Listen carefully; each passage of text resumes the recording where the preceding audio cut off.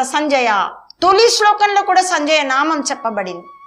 గీత పారాయణ చేస్తే ప్రతి ఒక్కరి నోట సంజయ ఉవాచ వచ్చి తీరుతుంది. ఎందుకు అనంటే మన ఉపనిషత్తులు మన ధర్మం ఏమి చెప్పిందో దాన్ని అతడు ఆచరించి చూపించాడు. తన జన్మని తాను అంగీకరించాడు. తన ఉద్యోగ ధర్మం ఏదైతే ఉందో ధృతరాష్ట్రుడు ఏమి చెయ్యమంటే అది చేశాడు. ధర్మాన్ని నిర్వహించాడు. కాబట్టి సంజయుడు పదే కొన్ని కోట్ల గొంతులలో పలకబడుతున్నాడు. కాబట్టి ధర్మాన్ని పాటించమని గీత మనకి ప్రతి అక్షరంలోనూ చెబుతుంది.